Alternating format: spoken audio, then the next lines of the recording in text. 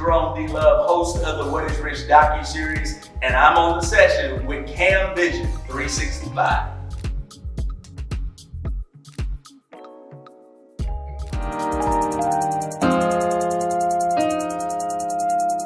Hey guys, welcome back to the Session Talk Show, and we will continue our conversation with Mr. Jerome D. Love, co-creator of What is Rich.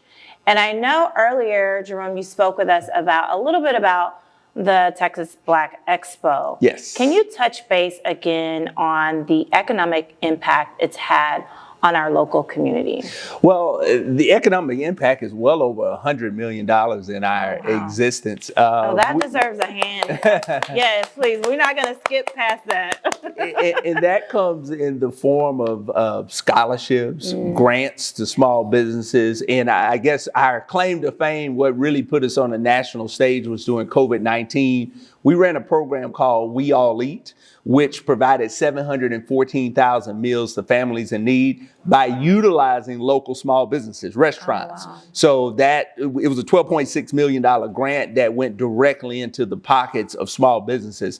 About 140 jobs were created. So it was an amazing program that really touched a lot of lives. And that's ultimately what entrepreneurship and businesses are about. It's about economics and building the local community. Yeah. Businesses create jobs. They support institutions like Black Expo, the NAACP, the Urban League, so they're vitally needed. And it's important that people know how to build businesses, particularly from underserved communities. Right. And I know the girls have questions. I just have one follow-up to that, because as you're talking, I just want, someone who's watching, or maybe a young entrepreneur or someone who has a dream, you talk about mindset. So for you to have the mind to want to do something like that, can you tell us, what do you think that stemmed from? Because you just woke up and said, hey, I want to start this and I want to help all these people. It stemmed from, I did like most of you young ladies did, and probably most of the viewers. I went the traditional route to get a good job, to work hard, get my education. And I was in college and got my good job and realized there ain't no such thing as a good job. Yeah. So I wanted to start a business, and I have a good father that taught me work ethic. Okay. And so father, that's one. So I just thought you just work hard to build a business. And I made money, lost money, lost money, but I didn't really understand how to build a business. And I realized that I come from a whole community of people that just believe in following their passions and their dreams, and they don't understand the systems, they don't understand financials. So thus I created the Black Expo as a platform to help small businesses to market and promote their products and services. And then we evolved to formal training and the things that we're doing now with the kids and all kinds of other things. So Great.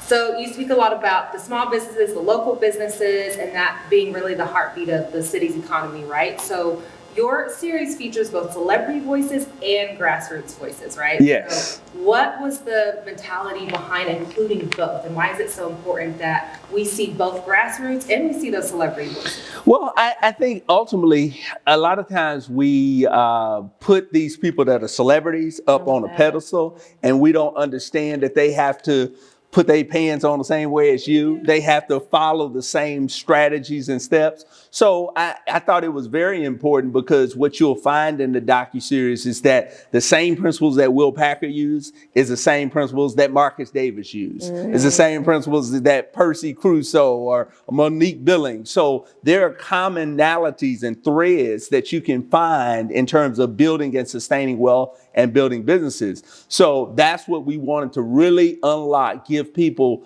practical tools that they can use to change their lives financially and build businesses if they're entrepreneurs. Yeah. It feels attainable. It doesn't Yeah, exactly. someone who can do that. I know. Yeah. Or the practical tools versus follow your dreams. Yeah. Okay, Yeah. but what does that mean? Yeah.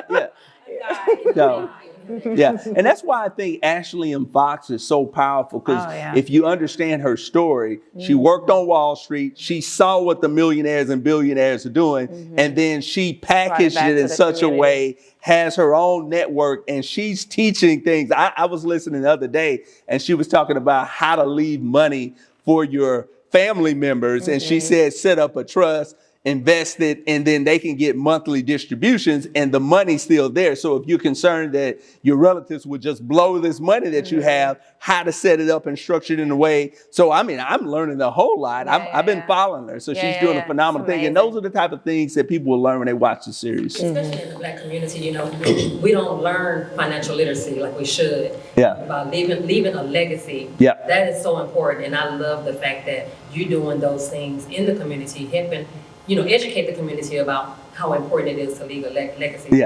You've been in the industry for a very long time. We're talking about 20 years, you know, through Texas Black Expo, the Black Money Tree podcast, and the F.E.W program. How does those docuseries represent the evolution of that mission? Well, I think it's like you say, it's a natural evolution. Like I said, when I started Black Expo, the ultimate goal was to give a platform for people to market and sell their products and services. Then it became, oh, wow, okay, just marketing and selling your services and generating a bunch of money isn't enough if you don't have the systems to try to teach it. So then we started doing our lunch and learns and all of the things in the community. Then I said, well, dang. And one of the things that was always in my mind, you mentioned the F.E.W program, I always thought, man, I could have been so much further along if someone would have taught me at an early age just some of the basics. I didn't even know what a financial, the first year we did Black Expo, I didn't even know what a balance sheet, income statement, I didn't know none of that. I was just going off of pure passion and aggression. So that's why we created the F.E.W program, finance, entrepreneurship, and wealth development. So we've been working in school districts across the state of Texas, teaching 7th, 8th, 9th graders. They're talking about balance sheets. They're talking about income statements, net operating income. They are understanding the language. They're understanding the principles that it takes to build a successful business. So that's how the F.E.W program came about. And then we had Magic Johnson down for our 20-year celebration. The NBA Foundation became a partner after that, the Wingstop Foundation. So it just kind of became kind of a trickle-down effect, and we're ultimately making a huge impact in lives across this country. Yeah. When you speak about those collaborations like the NBA Foundation, the Urban League, how do those organizations help your program? Well, various ones in different ways. You mentioned the Urban League. The Urban League, they have been an inspiration to me since I came to Houston. I remember they used to have their gala, and I said, man, if we could ever just have an event like this. So for our 20-year celebration, they actually selected me as their Quentin Meese Community honoree. So it was just a surreal moment that in our 20th year, they selected me as their honoree.